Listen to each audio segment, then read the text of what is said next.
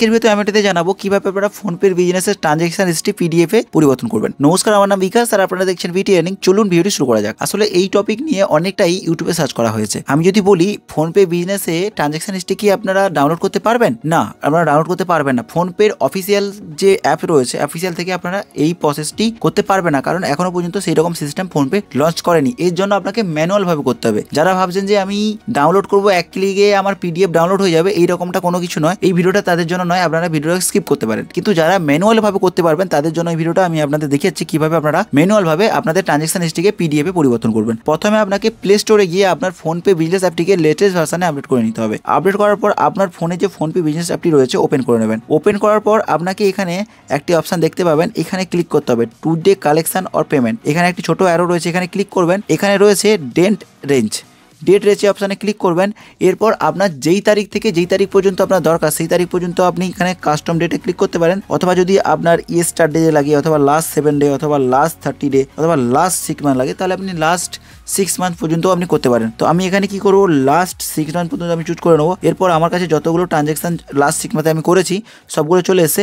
এরপর আপনাকে কি করতে হবে, এইগুলোকে ঠিক সঠিকভাবে স্ক্রিনশট নিয়ে নিতে হবে। তো চলুন আমি একটা করে স্ক্রিনশট নিয়ে নিই। এতটা পর্যন্ত আমার স্ক্রিনশট হয়ে গেছে। এরপর যখন আমি স্ক্রিনশট নেবো, এটাকে বাদ দিয়ে স্ক্রিনশট নেবো, ব্যাস আবার একটা স্ক্রিনশট নিয়ে নেবো। এখান পর্যন্ত কমপ্লিট।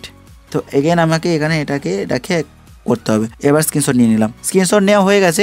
এরপর যদি আপনারা চান একটু প্রফেশনাল বানানোর জন্য, সেক্ষেত্রে আপনি এখানে ক্রপ আপনার গ্যালারিতে অথবা যে কোনো এডিট অ্যাপে গিয়ে আপনারা ফটোটাকে এডিট করে নিতে পারেন। সঠিকভাবে এডিট করে আপনারা এটাকে ক্রপ করে নিতে পারেন। ক্রপ করলে জিনিসটা দেখতে আরও ভালো লাগে। ক্রপ করে নিতে পারেন, প্রত্যেকটা ফটোকে আপনারা ক্রপ করতে পারেন। আর যদি চান যে আমাদের ক্রপ করা পসিবল নয়, আমরা জানি না, সেক্ষেত্রে আপনি নাও করতে পারেন, কোনো প্রবলেম নেই। শেয়ার করাটা নিয়ে ব্যাপার হতে থাকে, অনেকের পিডিএফ প্রয়োজন হয়ে থাকে, তার জন্য আমি আপনাদের বললাম। এটা দেখুন, এটা করে ফেলেছি আমি। একটা ক্রপ করে আপনাদের সিম্পলভাবে দেখিয়েছি। ক্রপ করলে আসলে জিনিসটা দেখতে ভালো লাগে। তো এরপর কি করতে হবে, এরপর আপনাকে চলে যেতে হবে ব্রাউজারে যাওয়ার পর এখানে সার্চ করে নেবেন জেপিজি টু পিডিএফ।